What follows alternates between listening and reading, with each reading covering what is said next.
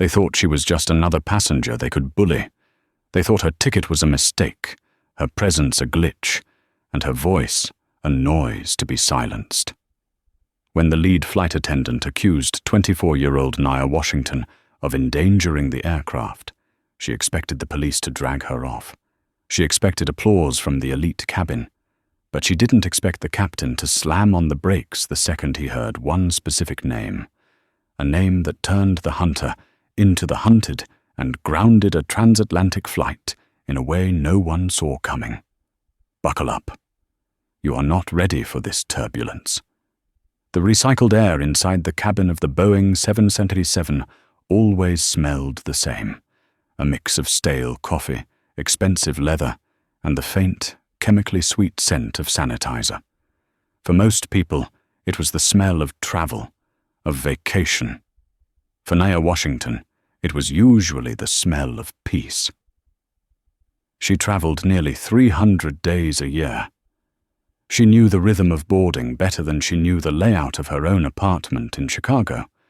But today, on Flight 882 from JFK to London Heathrow, the air smelled like trouble. Nia adjusted the strap of her leather tote bag, her fingers brushing against the cool metal of the zipper. She was dressed for comfort, but styled for respect, a habit she couldn't quite break, even when she just wanted to sleep. She wore a cream-colored cashmere tracksuit, pristine white sneakers, and oversized sunglasses pushed up into her braids.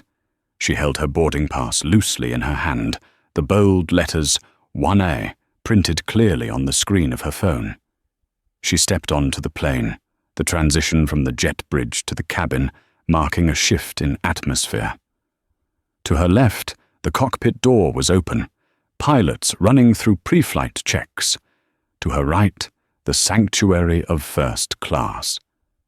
Standing at the galley, guarding the entrance like a nightclub bouncer with a badge, was the purser.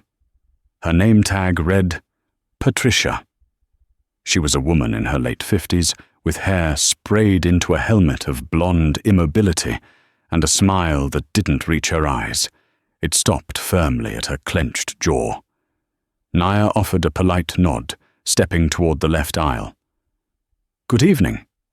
Patricia didn't nod back. Her gaze raked over Nia, lingering on the sneakers, then the tracksuit, and finally settling on Nia's face with a look that hovered somewhere between confusion and disdain. "Boarding pass," Patricia said. It wasn't a request, it was a demand, sharp and clipped. Nia paused. She knew the drill. Usually, flight attendants just glanced at the phone and pointed you to your seat. Patricia, however, held out her hand, palm up, waiting. Nia unlocked her phone and held it out. Patricia didn't just look. She squinted. She leaned in, her eyes darting between the screen and Nia's face. "Zone 1, she muttered, more to herself than to Nia. "Seat 1A, Nia said calmly, her voice smooth. "Is there a problem?"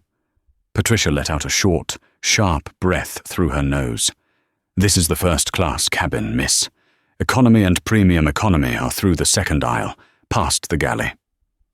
"I'm aware," Nia said, her patience already beginning to fray at the edges. "I'm in 1A.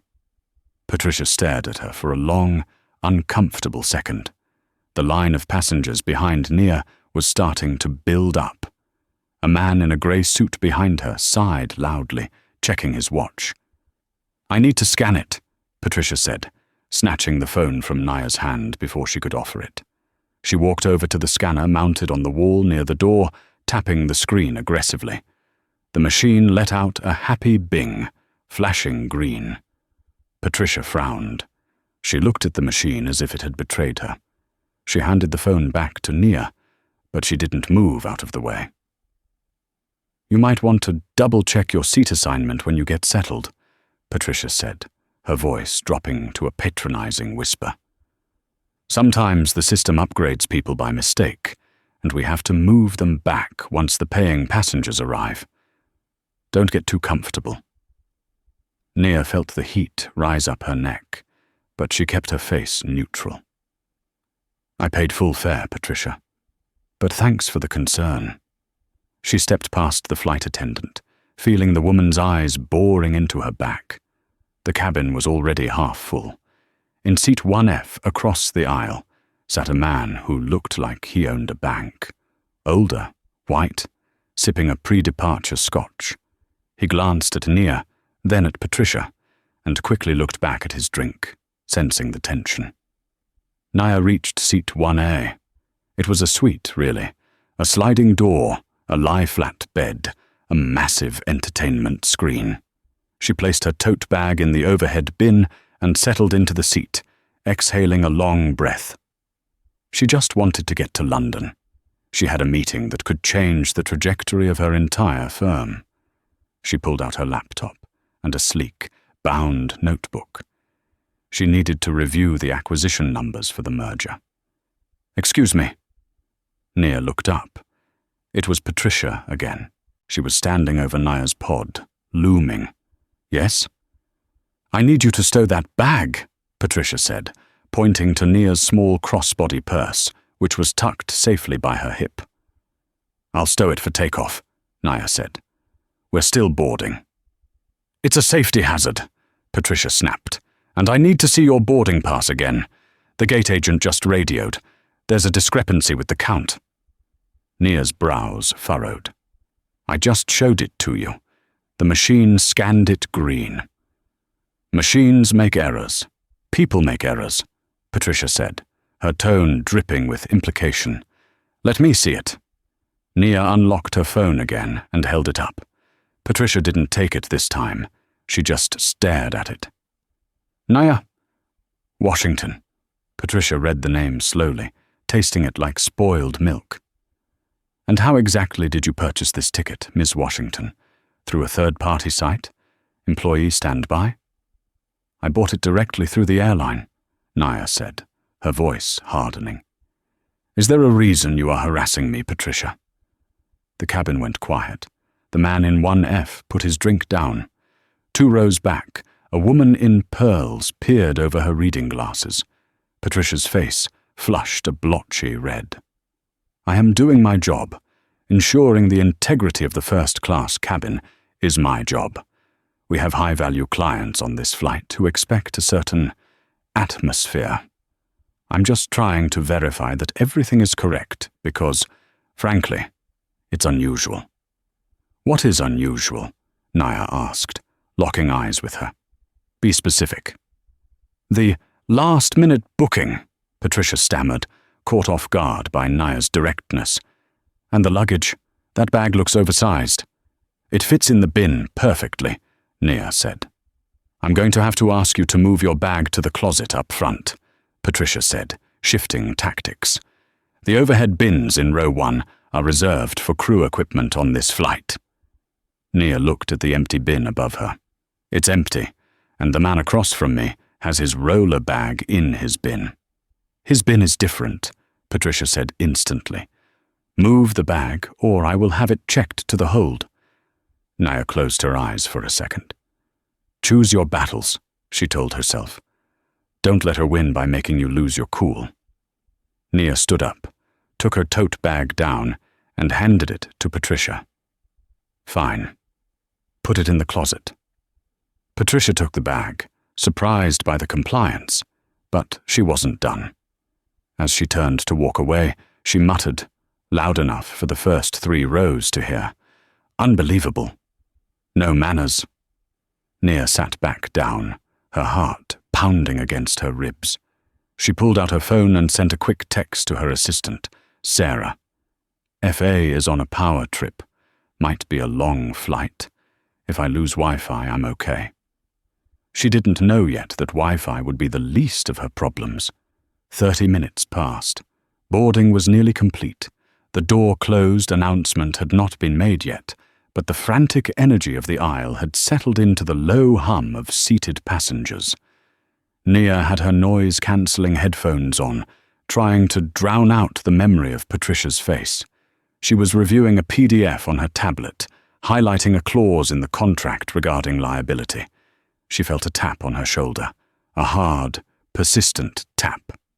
She slid the headphones off. Patricia was back. This time she wasn't alone. She had another flight attendant with her, a younger man named Todd, who looked terrified and was wringing his hands. "Can I help you?" Naya asked. "You need to get off your phone," Patricia said. "We aren't moving," Nia replied. "The door is open." "You are disrupting the safety briefing," Patricia lied. The safety video hadn't started. The screens were black. "The briefing hasn't started," Naya pointed out. "Don't argue with me." Patricia's voice cracked like a whip, loud enough that heads in economy popped through the curtain to look. "I have been watching you, Ms. Washington. You have been aggressive since you stepped on this plane. You refused to stow your bag, you argued about your seat, and now you are refusing crew instructions." Nia was stunned. The sheer fabrication was breathtaking. "I did stow my bag. You took it. I am sitting in the seat I paid for. I haven't said a word to anyone." "You are raising your voice," Patricia announced to the cabin. She looked at the man in 1F. "Sir, is this passenger bothering you? I can have her moved." The man in 1F looked uncomfortable. He cleared his throat. "She hasn't said anything to me." Patricia ignored him. She turned back to Nia. "I've had enough. I don't feel safe with you in this cabin. Your attitude is hostile, and you are making the crew nervous. Todd here is shaking." Nia looked at Todd. Todd looked at his shoes. "Patricia," Nia said, her voice deadly calm, "I am a Diamond Medallion member. I fly this route twice a month. I have never had an issue. You are profiling me, and you are making a scene. I suggest you walk away and let us fly to London." "Profiling?" Patricia gasped, clutching her chest as if she'd been physically struck. "Did you hear that, Todd? She just accused me of racism. That is abuse. That is verbal assault." Patricia's face twisted into a mask of righteous victimhood. She grabbed her radio handset from her belt. "Flight deck, this is the lead FA. We have a code 3 in the forward cabin. Passenger is belligerent, accusing crew of hate crimes, and refusing to comply with safety protocols. I need her off. I'm not closing the door with her on board." The cabin went dead silent. This was the nuclear option. Getting kicked off a flight wasn't just an inconvenience. It was a humiliating, logistical nightmare that usually ended with a ban. Naya stood up. "You are lying." "Sit down," Patricia screamed, stepping back and holding her hands up as if fending off an attack. "She's standing up. She's coming at me. Todd, get the gate agent. Get security." "I am standing up to speak to you face to face," Naya said, her hands visible and empty. "I am not a threat." "You are a threat to my peace of mind," Patricia yelled. "You don't belong here. You think because you have a fancy bag you can treat working people like dirt? I know your type." "My type?" Naya asked. "Entitled, arrogant, loud." Patricia spat the words out. 2 gate agents appeared at the door of the plane, breathless. They saw a young black woman standing in a cream tracksuit and a white flight attendant hyperventilating against the galley wall. "What's the problem here?" The lead agent, a heavy-set man named Gary, asked. "She assaulted me," Patricia cried, pointing a shaking finger at Naya. "She pushed me when I asked to see her boarding pass, and now she's refusing to sit down." Nia looked at Gary. "That is a complete fabrication. There are cameras. There are witnesses." Gary looked at Patricia, then at Nia. He sighed. "In the aviation world, the flight crew is God. If the lead FA says she doesn't feel safe, the plane doesn't move. It doesn't matter who is right. It matters what gets the plane in the air fastest. Usually, that meant removing the problem." "Ma'am," Gary said to Nia, "grab your things. You need to come with us." "I am not getting off this plane," Naya said, sitting back down and buckling her belt. I have a meeting in London tomorrow morning that involves a 9-figure merger. If I miss it, this airline will be hearing from my lawyers." "Oh, listen to her!" Patricia laughed shrilly. 9 figures. She's probably a drug dealer or an Instagram model. Get her off, Gary. She's delaying the flight." Gary stepped into the cabin. "Mum, if you don't come voluntarily, I have to call the Port Authority. You don't want to leave in handcuffs." Nia looked at the faces around her. The man in 1F was looking out the window, cowardly avoiding eye contact. The woman in pearls was filming on her phone. Nia realized she had no choice. If the police came, it would be a scene. It would be on the news. Black woman dragged off plane. It would ruin the merger talks before she even landed. She had to be smarter than this. "Fine," Nia said. She unbuckled. "But I want the captain. I want the captain to come out here and tell me to my face that I am being removed." "The captain is busy pre-flighting," Patricia scoffed. "He doesn't have time for unruly passengers." "I'm not moving until the captain acknowledges this," Nia said. She turned to Gary. "I know the protocol. If a passenger is removed for safety reasons, the captain has to sign off on the manifest change." "Get him." Gary looked at Patricia. "She's right, Pat. I need the captain's signature anyway if we're offloading luggage." Patricia rolled her eyes. "Fine. I'll get him. He'll hate you even more for interrupting his checks." Patricia spun around and hammered her fist on the cockpit door. She opened it and leaned in, her voice changing instantly from shrill to sweet and apologetic. "Captain? So sorry to bother you. We have a situation. That girl in 1A is refusing to leave. Police are on the way, but she's demanding to see you. She's totally out of control." A moment later, a tall man with silver hair and 4 stripes on his shoulder emerged. Captain Robert Harrison. He looked tired. He looked annoyed. He put his cap on, adjusting the brim, and stepped into the cabin. He looked at Nia. He saw a composed, well-dressed woman sitting quietly with her hands in her lap. He looked at Patricia, who was red-faced and panting. "What is the issue?" Captain Harrison asked, his voice deep and authoritative. "She's aggressive, Captain," Patricia said, stepping close to him. "She pushed me. She refused to stow her bag. She called me a racist. I can't work a 7-hour flight with her staring at me. It's her or me." Captain Harrison looked at Nia. "Did you push my flight attendant?" "No," Nia said clearly. "I did not." "She's lying," Patricia interjected. "Did you refuse to follow crew instructions?"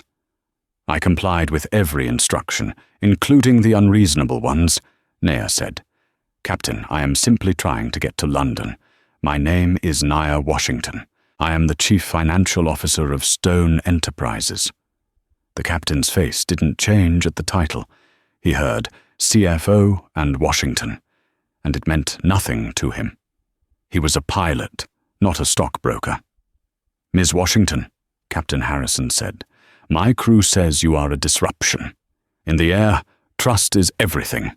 If Patricia says you're a threat, I have to side with my crew. I'm going to have to ask you to deplane." Nia felt a cold pit in her stomach. It was happening. Logic didn't matter. Truth didn't matter. She stood up slowly. She reached into her tote bag. "Don't let her reach for anything," Patricia shrieked, jumping behind Gary. Nia pulled out a business card, a thick, heavy card with gold embossing. She held it out to the captain. "I understand your position, Captain Harrison," Nia said softly.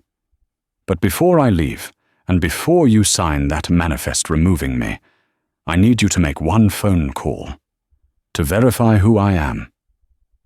"I don't have time for calls," Harrison said, dismissing the card. "You have time for this one," Nia said. "Because if you remove me, you aren't just removing a passenger. You are removing the personal proxy of the man who owns the leasing company that provided this aircraft. Captain Harrison paused. He looked at the card. He didn't take it yet. "The name on the card," Nia said, her voice dropping an octave, "is Jeremiah Stone." The air in the cabin seemed to freeze. Patricia snorted. "Who? Some rapper?" But Captain Harrison didn't laugh. His eyes widened. The color drained from his face so fast it looked like the blood had been sucked out of him by a vacuum. He snatched the card from Nia's hand. He read the back of it. There was a handwritten number and a signature he had seen on the bottom of the aircraft acceptance paperwork he signed every year. "Jeremiah Stone?" the captain whispered. "He's my uncle," Nia lied. Well, it was a half lie. He was her godfather, but in business, uncle was close enough. "And he is waiting for me in London to sign the papers for the new fleet of A350s your airline is trying to secure. If I don't get off this plane in London, he doesn't sign." Patricia looked between them, confused. "Captain, what is she talking about? Just kick her off." Captain Harrison looked up from the card. He looked at Patricia. Then he looked at Nia. The look of annoyance was gone, replaced by pure, unadulterated horror. "Clear the bridge," the captain said to Gary. "Excuse me?" Gary asked. "I said clear the damn jet bridge," Harrison barked. "Nobody is leaving this plane. Close the door." "But Captain," Patricia protested, "I said I don't feel safe." Captain Harrison turned to Patricia. His eyes were hard as steel. "Patricia, go to the galley. Sit on your jump seat. And do not speak. Do not say one single word until I tell you to. You're taking her side?" Patricia gasped. "I am taking the side of keeping my job," Harrison hissed. He turned to Nia. "Ms. Washington, please, sit down. Can I get you a drink? A water? Champagne?" Nia sat back down. She smoothed her tracksuit. She adjusted her sunglasses. "Water would be fine, Captain. But I think Patricia needs a break. She seems very stressed. Maybe she shouldn't be working the first-class cabin today." The captain looked at Patricia. "You heard her. Get to the back. Swap with Jessica in economy. Now." Patricia stood there, mouth agape. The humiliation was absolute. She had been banished to the back of the bus by the very authority she tried to weaponize. "Now!" Harrison roared. Patricia grabbed her bag and stomped toward the economy curtain, tears of rage in her eyes. Nia looked at the captain. "Thank you, Captain Harrison. We can go now." But the drama wasn't over. Not even close. Because Patricia wasn't the type of woman to go quietly into the economy night. And Jeremiah Stone wasn't the only name that was about to matter. The seatbelt sign pinged off 10,000 feet above the Atlantic Ocean. The cabin of Flight 882 was dark, save for the soft blue glow of the mood lighting and the flickering screens of the entertainment systems. To the casual observer, everything was peaceful. The hum of the Rolls-Royce engines was a steady, comforting drone. But in the forward galley, a war was being planned. Patricia sat on the stiff, uncomfortable jump seat in the rear of the plane, wedged between the lavatories and the snack carts. This was her exile. After 30 years of flying, 30 years of seniority, she was sitting in the ghetto, as she privately called it, while a 20-something girl in a tracksuit drank Dom Perignon in her cabin. She wasn't just angry. She was calculating. Patricia pulled out her personal iPad, shielding the screen from the passengers dozing in row 45. She opened a chat app used by crew members, a private encrypted group chat called The Galley Gossip. She typed furiously. "Captain Harrison has lost his mind. He's been compromised. We have a security threat in 1A that he refused to offload. I think she's blackmailing him. Or worse." She hit send. Back in first class, the atmosphere was brittle. Jessica, the flight attendant who had been swapped from economy, was young and clearly terrified. She approached Nea's seat with trembling hands, placing a warm towel on the tray table. "Miss Washington?" Jessica whispered. "Can I get you anything else?" Nea looked up from her laptop. She saw the fear in the girl's eyes. "I'm fine, Jessica. You don't have to be scared of me. I'm not the monster Patricia described." Jessica glanced nervously toward the curtain separating First from the galley. "It's not that. It's the crew rest is buzzing. Patricia is telling everyone you're a federally wanted fugitive and that the captain is aiding and abetting. Todd, the guy who was with her, he's up in the cockpit right now taking the pilot's meal. I don't know what he's telling them." Nea felt a chill that had nothing to do with the cabin temperature. "She's trying to stage a mutiny? She's trying to get the flight diverted," Jessica whispered, her voice barely audible over the air conditioning. "She wants to land in Gander or Shannon. If she convinces the other FAs that there's a safety risk the captain is ignoring, they can file a crew interference. Report mid-flight. It forces the pilots to land." Naya closed her laptop slowly. This wasn't just a rude employee anymore. This was dangerous. A diversion would mean landing in a foreign country, police, interrogations, and definitely missing the meeting with Jeremiah Stone. "Thank you for telling me," Naya said. I need this job," Jessica said, her eyes watering. "Patricia can destroy me. She knows people in the scheduling department. If I go against her, I'll be flying red-eyes to Omaha for the next 10 years.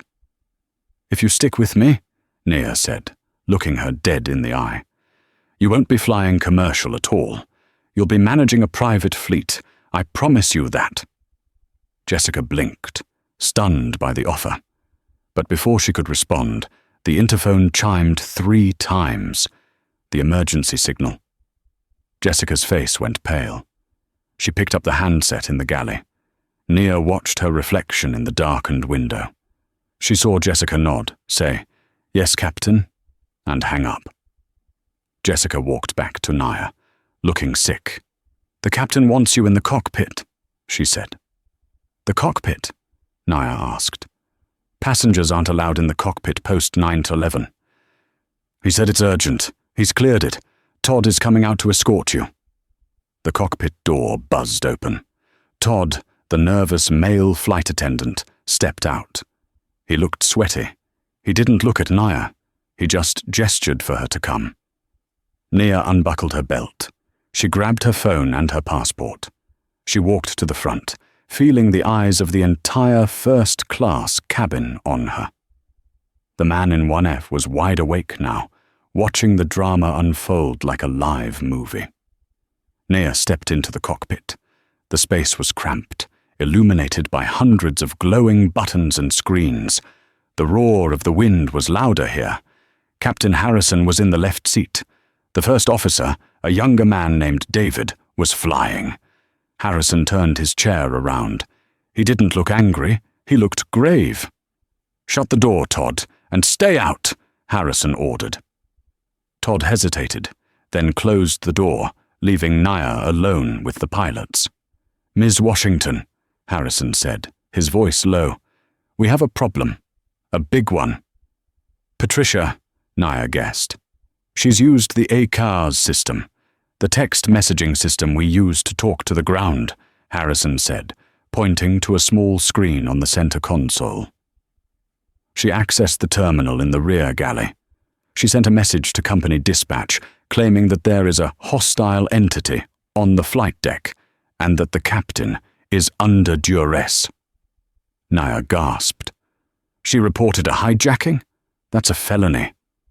She didn't use the H word, but she used the codes that imply it, Harrison said, wiping sweat from his forehead.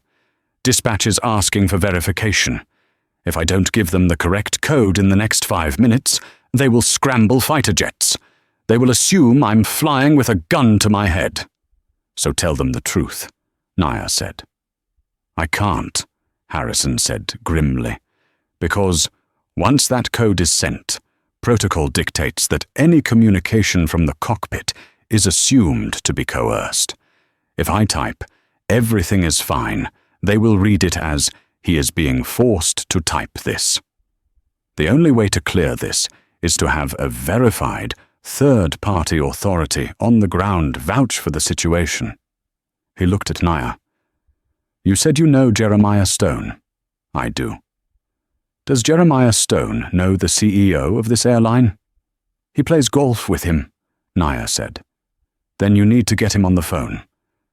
"Now," Harrison said. "We are in a satellite dead zone for voice calls, but I can patch a sat link through the headset if you have his private number." "I have it," Naya said. Harrison handed her a heavy aviation headset. "Put this on." He dialed a series of numbers into the keypad. The line hissed, cracked, and then rang. 1 ring, 2 rings. "Stone," a gravelly voice answered. It sounded like he had been asleep. "Uncle Jeremiah," Nia said, her voice shaking slightly for the first time. "It's Nia." "Nia?" The voice sharpened instantly. "You're supposed to be in the air. Why are you calling? Is the plane down?" "The plane is up, but the crew is trying to bring it down," Nia said. "I'm in the cockpit. The lead flight attendant has sent a false distress signal to the airline, claiming the captain is compromised because he wouldn't kick me off." There was a silence on the other end, a silence so heavy it felt like it added weight to the plane. "Put the captain on," Stone commanded. Nia handed the headset to Harrison. "This is Captain Robert Harrison," he said. "Captain!" Stone's voice boomed, audible even outside the earpieces. "This is Jeremiah Stone. I am going to make one call to Richard Branson, or whoever runs your airline this week, and then I am going to make a call to the FAA administrator. You keep that bird in the air. You do not divert. Do you understand me?" "I can't stop the protocols, Mr. Stone. Dispatch is already alerting the military," Harrison said. "I need the company to call off the dogs." "You fly the plane, Captain. I'll handle the dogs." "And Harrison?" "Yes, sir." "When you land, I want that flight attendant detained. If she walks off that plane a free woman, you will never fly anything bigger than a kite again." "Understood, sir." Harrison handed the headset back to Nia. He looked at the first officer. "David, maintain heading. Ignore any messages from dispatch for the next 10 minutes, unless it's the override code." Nia took the headset off. "What do I do now?" "Go back to your seat," Harrison said. "Act normal. Do not let Patricia know we know. If she thinks her plan is working, she'll wait. If she realizes we've outflanked her, she might try something physical. She has access to the breakers. She can cut the cabin lights. She can depressurize the cabin manually if she's crazy enough." "Is she that crazy?" Nia asked. Harrison looked at the door. "She's been flying for 30 years and feels the world owes her something. Tonight, she decided to collect. Yes, she's that crazy." Nia left the cockpit. As she walked back to seat 1A, she saw Todd standing in the galley, watching her. He was holding a pot of coffee. His hand was shaking so badly the liquid was sloshing over the rim. He knew. And down in the back of the plane, Patricia was no longer sitting. She was walking up the aisle, moving through economy, moving through premium, her eyes fixed on the curtain to first class. She wasn't waiting for the diversion. She was coming to finish it herself. Nia sat in 1A, her heart hammering a frantic rhythm against her ribs. She couldn't focus on her work. She couldn't focus on the movie screen. Every shadow that moved looked like Patricia. She pulled up the in-flight Wi-Fi on her phone. It was spotty, expensive, and slow, but it was working. She had a message from Sarah, her assistant. "Sarah, urgent. Mr. Stone just called the office. He's mobilizing the legal team in London and New York. He wants everything we have on a Patricia Miller. Apparently, he's hiring a private investigator mid-flight. What is going on? Nia typed back. She tried to swat us at 30,000 feet. Just be ready with the press release. This is going to leak. Nia looked at the timestamp. They still had 4 hours to go. 4 hours in a metal tube with a woman who had tried to trigger a military interception. Suddenly, the cabin lights flickered. Once, twice. Then they went out completely. The cabin was plunged into pitch blackness, save for the emergency exit signs casting a ghostly green glow on the floor. A collective gasp rippled through the plane. "Ladies and gentlemen," Captain Harrison's voice came over the PA, sounding calm but strained. "We are experiencing a minor electrical anomaly. We are resetting the breakers. Please remain seated with your seatbelts fastened." It wasn't an anomaly. Nia knew it. Patricia had pulled the breakers. In the darkness, Nia heard footsteps. Heavy, hurried footsteps on the carpeted aisle. "She doesn't belong here." The scream tore through the silence of the first-class cabin. It was Patricia. Nia unbuckled. She didn't think. She reacted. She slid out of her pod and crouched low in the aisle. A flashlight beam cut through the darkness, swinging wildly. It smashed into the side of Nia's seat, right where her head had been a second ago. "Where is she?" Patricia shrieked. "Where is the imposter?" "Patricia, stop!" It was Jessica's voice, coming from the galley. "You're going to kill someone." "She's endangering the flight," Patricia yelled, swinging the heavy flashlight like a club. "I have to secure the cabin. Captain's orders." She was hallucinating, or she was performing for an audience that wasn't there. She had snapped. The stress of the lie, the fear of the consequences, and the humiliation had broken something in her mind. Nia saw the silhouette of Patricia looming over seat 1A. Patricia raised the flashlight again, aiming for the empty seat. Nia stood up. "I'm right here, Patricia." Patricia spun around, the beam blinding Nia for a second. "You!" Patricia snarled. "You did this! You hacked the plane! I saw you on your phone!" "Put the light down," Nia said, her voice steady, channeling every ounce of authority she had learned from Jeremiah Stone. "You are done! The captain knows! The ground knows! Jeremiah Stone knows!" "You shut up!" Patricia lunged, but she never made contact. A hand shot out from seat 1F, the cowardly banker. He grabbed Patricia's wrist mid-swing. "That is quite enough!" the man shouted, his British accent cutting through the chaos. He twisted her arm, forcing her to drop the flashlight. It clattered onto the floor, rolling away. "Get off me!" Patricia screamed, kicking and thrashing. "Help him!" Nia yelled to the cabin. 2 other men from row 2 jumped up. They rushed the aisle. It took 3 of them to hold Patricia down. She was fighting with the strength of the truly desperate, spitting and clawing. "Todd, help me!" Patricia screamed. "They're hijacking the plane. Todd!" Todd appeared at the curtain. He looked at Patricia, pinned to the floor by passengers. He looked at Nia, standing tall in the darkness. Todd turned around and ran back into the cockpit, locking the door behind him. "Zip ties!" the man from 1F yelled. "Does anyone have zip ties?" "Galley," Jessica cried out. "Top drawer, red box!" Nia ran to the galley.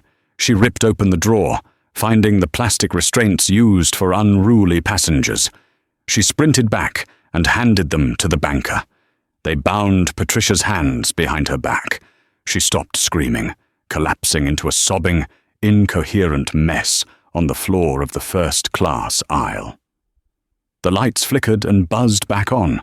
The cabin was revealed in harsh clarity. Passengers were standing on their seats, phones out, recording everything. Patricia lay curled in a ball, her uniform torn, her hair a disaster.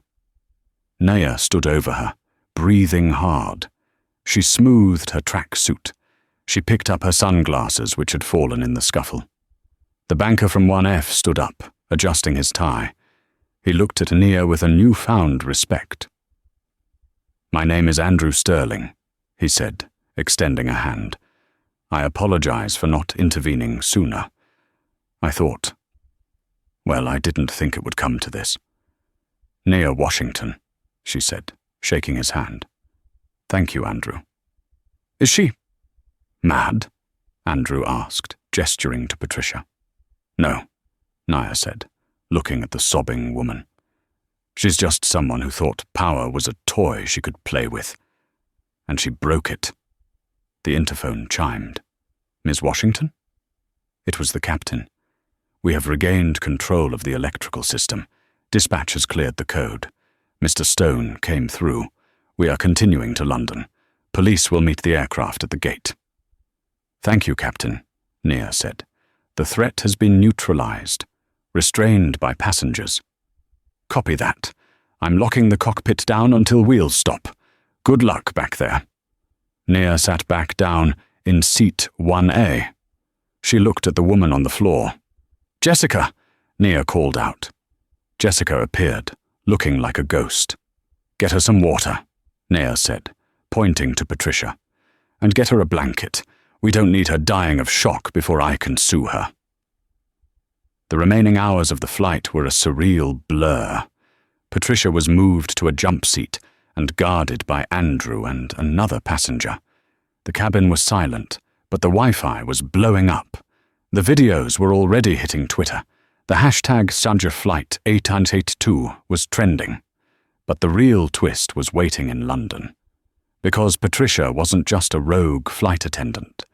As Nia dug into the files Sarah was sending her, she realized Patricia was part of something much bigger, a smuggling ring. And Nia Washington had just accidentally disrupted a multi-million-dollar shipment that was hidden in the very place Patricia had been so desperate to protect, the overhead bin of Row 1. The descent into London Heathrow was usually a chaotic ballet of stacking patterns and vector changes, but for Flight 882, the approach felt strangely funereal. The sun was rising over the British Isles, casting a cold, grey light through the cabin windows. Inside first class, nobody was sleeping. Patricia was still zip-tied in the jump seat, muttering to herself, her eyes darting frantically around the cabin. She wasn't looking at Nia anymore. She was staring at the overhead bin above seat 1A, the bin she had fought so hard to keep Nia away from. Nia noticed the fixation. She looked up at the bin. It was just a standard compartment. What is in there, she wondered. Why risk your career, your pension, and your freedom over a piece of luggage? "Cabin crew, prepare for landing." Captain Harrison's voice was clipped. The wheels touched down with a heavy thud, the reverse thrusters roaring like a beast waking up. As the plane taxied off the runway, it didn't head toward the usual Terminal 3 gates. Instead, it turned toward a remote stand, a hard stand far away from the terminal buildings, where a convoy of black vehicles was waiting. Blue lights flashed against the morning mist. "Ladies and gentlemen," Captain Harrison announced, "please remain seated with your seatbelts fastened. We have been directed to a remote stand for a security protocol. Do not stand up. Do not open the overhead bins." The plane came to a halt. The engines whined down. The silence that followed was heavy enough to crush a lung. Patricia started whimpering. No, not the NCA. Not them." The forward door opened. The cool, damp English air rushed in. 4 officers boarded. They weren't regular bobbies. These were agents from the National Crime Agency, NCA, dressed in tactical vests. Behind them walked a tall man in a trench coat, Detective Inspector Graham. "Captain," Graham nodded to Harrison, who was standing by the cockpit door. "Is the situation contained?" "Suspect is restrained in the forward galley," Harrison said, pointing to Patricia. Graham walked over to Patricia. He looked down at her with zero sympathy. "Patricia Miller." "I was doing my job," she cried, tears streaming down her face. "She was disruptive. I was protecting the flight." "Save it for the interview," Graham said. He signaled to 2 officers. "Get her off." They hauled Patricia up. She went limp, dragging her feet as they marched her to the door. As she passed Nia, she didn't sneer. She looked terrified. She looked like a woman who knew that prison was the safe option compared to whoever she had failed. "Hold on," Graham said. He stopped in the middle of the aisle. He turned to Nia. "Ms. Washington?" "Yes," Nia said. "I'm told there was a dispute regarding the overhead storage in this row, specifically bin 1A. "That's right," Nia said. "She tried to force me to move my bag. She said it was reserved for crew equipment." Graham looked at the bin. He put on a pair of blue latex gloves. "Captain, did any crew member access this bin during the flight?" "No," Harrison said. "Nia has been sitting under it the whole time." Graham reached up and popped the latch. The bin swung open. Inside, pushed all the way to the back, behind a standard crew safety kit, was a black Pelican case. It was small, heavy-duty, and locked with a biometric padlock. "Is this yours, Ms. Washington?" Graham asked. "No," Nia said. "My bag is the tote." Graham pulled the Pelican case down. He set it on the empty seat next to Nia, seat 1B. He examined the seal. "Patricia Miller!" Graham shouted out the door to the officers on the jet stairs. "Bring her back for a second." Patricia was dragged back into the cabin. When she saw the black case on the seat, her knees buckled. She let out a sound that was half scream, half sob. "I don't know what that is. I've never seen it," she wailed. "It has a crew tag on it, Patricia," Graham said, reading the label. "Property of P. Miller. Use only in emergency." Graham pulled a small tool from his vest and forced the lock. It snapped with a loud crack. He lifted the lid. The passengers in row 2 craned their necks. Andrew Sterling stood up to look. Inside the case, nestled in custom-cut foam, were not diamonds. It was something far more volatile. Vials. High-grade, synthetic opioid concentrate. Fentanyl analogues. Enough to kill half of London. And tucked beside them, stacks of bearer bonds. Untraceable cash equivalents. "Jesus," Captain Harrison whispered. "We've been tracking a distribution line moving through JFK for months," Graham said, looking at Patricia with cold satisfaction. "We knew it was airline staff, but we didn't know who. You were just supposed to be the mule, weren't you, Patricia? Drop it off in London for the clean-up crew?" Patricia was hyperventilating. "They made me. They said they'd hurt my son. I didn't know what was in it." "You knew enough to try and divert a transatlantic flight to protect it," Graham said. "You knew enough to try and frame an innocent woman because she sat in the drop-off seat." Nia felt the blood drain from her face. That was it. That was why Patricia had been so adamant. It wasn't just prejudice, though her racism made Nia an easy target. It was logistics. Seat 1A was the designated spot for the handoff or the stash. Nia's presence had physically blocked the smuggling operation. "Get her out of here," Graham ordered. As they dragged Patricia away for good, she screamed back at Nia. "You ruined everything. You stupid, arrogant girl. You have no idea who you messed with." Nia sat there, staring at the black case. "Ms. Washington," Graham said, his tone softening. "You are going to have to come with us to give a statement. But don't worry. You aren't in custody. In fact, I think there's someone waiting for you on the tarmac." Nia looked out the window. Standing next to a sleek black Range Rover, surrounded by his own security detail, was a man in a long wool coat, leaning on a cane. He looked impatient. It was Jeremiah Stone, and he looked ready to burn the airport down if Nia didn't walk down those stairs in the next 30 seconds. The VIP lounge at Heathrow's Terminal 5 was usually a sanctuary of hush-toned business deals and clinking champagne flutes. Today, it was a war room. Nia sat on a velvet sofa, wrapped in a blanket, the adrenaline crash finally hitting her. Across from her sat Jeremiah Stone. Even seated, the man radiated the kind of power that could shift stock markets with a whisper. He wasn't angry. He was impressed. "You blocked the drop," Stone said, his voice a low rumble.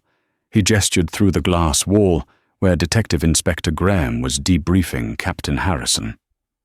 Patricia wasn't just a rude flight attendant, Naya. She was a mule for the Blue Sky Syndicate. Naya frowned. A mule? In first class? Especially in first class, Stone explained.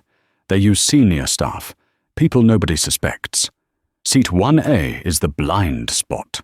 It's the first seat off the plane. The cleaner, or a ground contact, comes in, grabs the bag from the bin, and walks out before the crew even debriefs. When you refused to move your bag to the closet, you physically blocked the drop. She panicked. She had £5 million of product and no way to offload it without being seen. Captain Harrison approached them, looking like he had aged a decade in 10 hours. He held his cap in his hands. "Ms. Washington, I owe you a formal apology.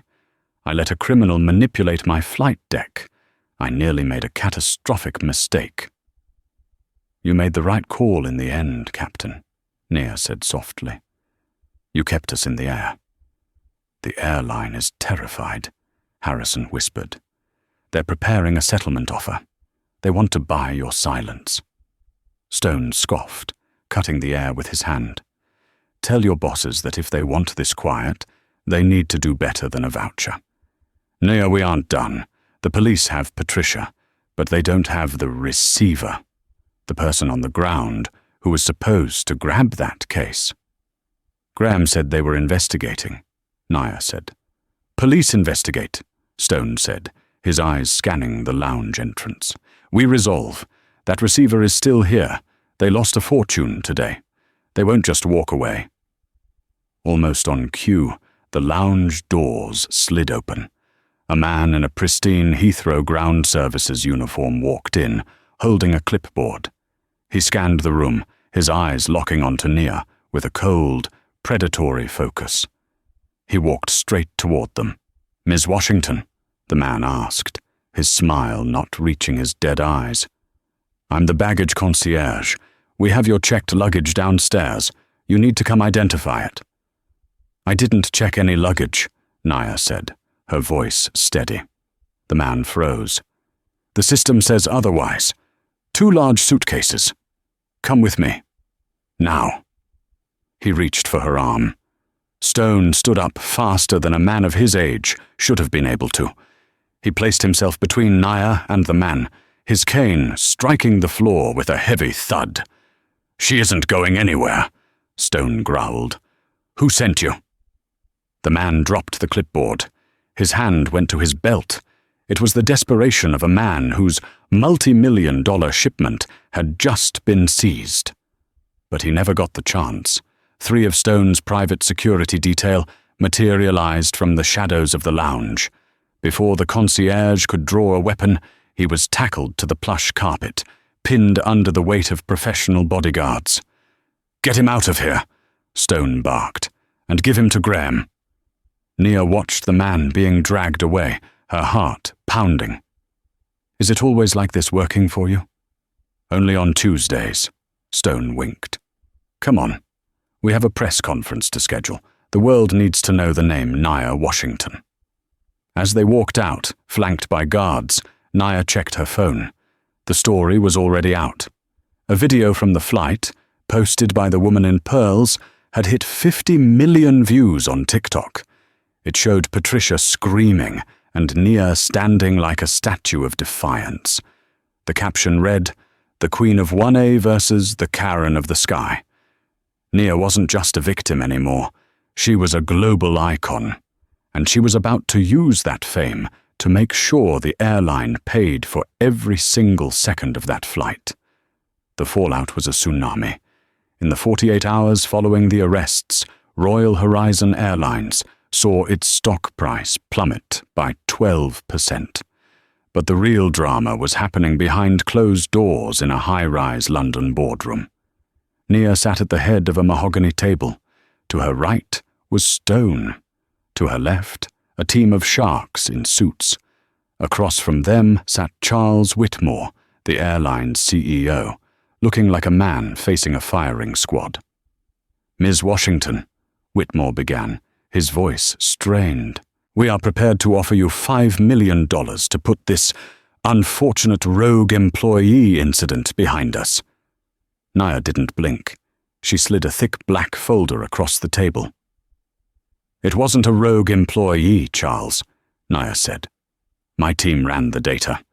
Patricia Miller has flagged 14 passengers for disruptive behavior in the last 4 years. All minorities, all in seat 1A. You didn't have a bad apple. You had a systemic failure that allowed a predator to operate because her biases aligned with your corporate culture." Whitmore opened the folder. His face went grey. "The baggage concierge who attacked me in the lounge?" Nia continued. "He's been on your payroll for a decade. You gave him security clearance." Whitmore closed the folder. "What do you want?" "I want $50 million, Nia said calmly. "After taxes." The opposing lawyers gasped. "That's extortion." "No," Nia corrected. "Extortion is telling a woman she's going to jail because she won't help you smuggle fentanyl. This is consequences." She leaned forward. "And I want a seat on your board of directors." "You want a board seat?" Whitmore stammered. "You clearly have a blind spot in risk management," Nia said. "I'm going to help you fix it, or I take this folder to the BBC, and there won't be an airline left to sue." Whitmore looked at his legal team. They nodded grimly. "Done," he whispered. 6 months later. The courtroom at the Old Bailey was packed. Patricia Miller stood in the dock, stripped of her uniform and her arrogance. She looked small, her face lined with the stress of a woman who had lost everything. The trial had been swift. Todd, the junior flight attendant, had testified against her for immunity. The syndicate had crumbled. The judge adjusted her glasses, looking down with disdain. "Patricia Miller, you abused a position of trust to protect a criminal enterprise. You weaponized prejudice to destroy an innocent woman. I sentence you to 15 years in prison." The gavel banged like a gunshot. As Patricia was led away in handcuffs, she looked into the gallery. Nia was sitting in the front row, wearing the same cream tracksuit she had worn on the plane. Patricia met her eyes for a fleeting second. There was no hate left, only the crushing realization that she had picked a fight with the wrong passenger. 1 year later, the wind whipped across the tarmac of a private airfield outside Chicago. But Nia didn't feel the cold. She stood before a group of 20 young people, mostly women of color, dressed in crisp new flight suits. Above them, a banner snapped in the wind. The Washington Wings Academy. Nia had used half her settlement to fund a full-ride scholarship for underrepresented pilots. She was ensuring the cockpit of the future didn't look like the club of the past. "Ms. Washington?" Nia turned. A young student named Jasmine stood there, holding a helmet. "We're ready for the check ride. Are you coming up?" Nia looked at the brand-new trainer aircraft. Painted on the tail in bold gold letters was the code, 1A. "I wouldn't miss it," Nia said. She climbed into the cockpit. She opened the overhead compartment, a reflex now. Inside was a box of chocolates and a note from Jeremiah Stone, to the captain of her own destiny. Nia smiled and put on her headset. She looked over at Jasmine. "You nervous?" Nia asked. "A little," Jasmine admitted. "Don't be," Nia said, looking out at the open sky. "You belong here. And if anyone ever tries to tell you otherwise, you tell them who sent you." "Who sent me?" Jasmine asked. Nia watched the runway stretch out before them, a path with no barriers, no gatekeepers, and no limits. "Tell them Nia Washington sent you." The engines roared, and the plane lifted off, soaring high above the clouds, leaving the turbulence far below. And that is how Naya Washington turned a nightmare at 30,000 feet into a legacy that changed the skies forever. She didn't just win a lawsuit, she dismantled a system. It's a powerful reminder that when you know your worth and stand your ground, even the biggest corporations and the nastiest schemes can't keep you down. The next time you see someone being mistreated, remember Flight 8082. Be a Nia. Speak up. If you enjoyed this story of high-altitude justice, please smash that like button. It really helps the channel. Hit subscribe and the notification bell so you never miss a story. I've got more tales of instant karma coming next week. Thanks for watching, and safe travels.